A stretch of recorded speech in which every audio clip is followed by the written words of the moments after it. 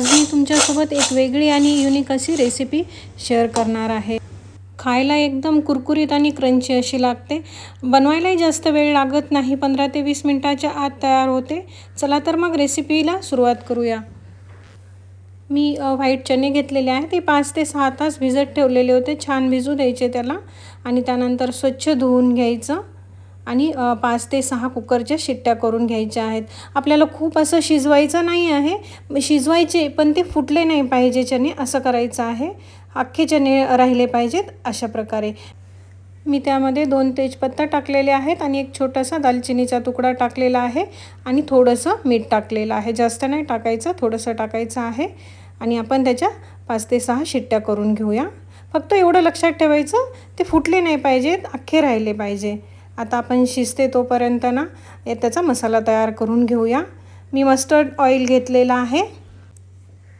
आता आपण त्यामध्ये थोडीशी हळद, 1.5 चमचा लाल तिखट टाकलेला आहे, 1 चमचा मी चाट मसाला टाकलेला आहे, थोडंसं ड्राय मँगो पावडर टाकलेली आहे, काळं मीठ आहे, त्यानंतर साधं मीठ आहे आणि थोडासा गरम मसाला म्हणजेच आपला घरगुती मसाला असतो ना, काळा मसाला, तो टाकलेला आहे आणि आलं लसूणची पेस्ट टाकलेली आहे।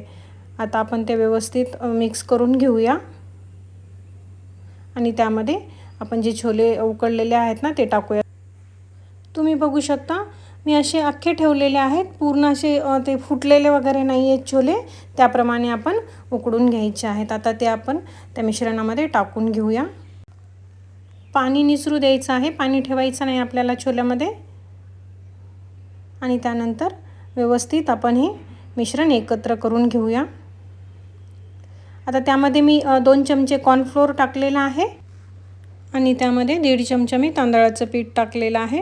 आता हे व्यवस्थित आपण मिक्स करून घ्यायचं आहे। थोडंफार कमी जास्त लागू शकतं, जर लागलं तर त्यामध्ये परत तुम्ही कॉर्नफ्लोअर किंवा तांदळाचं पीठ कोणतंही ॲड करू शकता आणि त्यानंतर आपण हे व्यवस्थित मिक्स करून झाल्याच्या नंतर 5 ते 10 मिनिट व्यवस्थित रेस्ट करायला ठेवायचं आहे।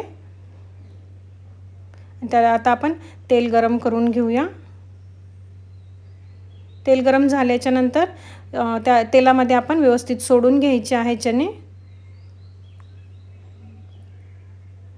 अशा पद्धतीने आणि त्याला लगेच म्हणजे त्याच्यामधून झाऱ्या किंवा चमचा वगैरे फिरवायचा नाही आहे आपल्याला, व्यवस्थित ते होऊ द्यायचं आहे आणि त्यानंतर चमचा फिरवायचा, कारण आपल्याला आपण जी कोटिंग केलेली असते ना, तर ती कोटिंग जी आहे ना ती निघून जाते। त्यामुळे ना व्यवस्थित आपण सेट होऊ द्यायचं आणि त्यानंतर आपण चमचा किंवा झाऱ्या वगैरे असतो ना तो फिरवून घ्यायचा आहे।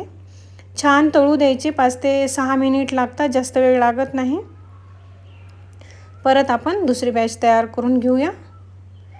त्यामध्ये मी लसूण टाकलेला आहे, लसूण थोडासा ठेचून टाकायचा, कारण अख्खा जर आपण टाकला ना तो फुटून अंगावर उडू शकतो, त्यामुळे थोडासा ठेचून टाका।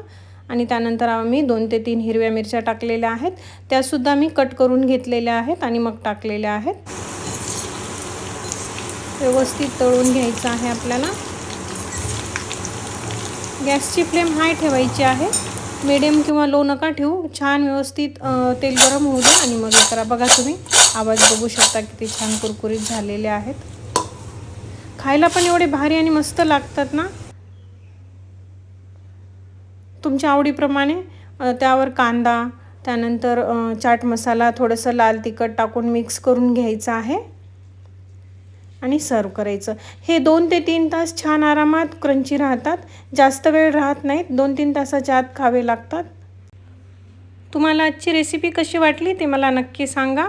आवडली असेल तर व्हिडिओला लाईक, शेअर आणि आपल्या चॅनलला सबस्क्राईब करायला विसरू नका। बाय।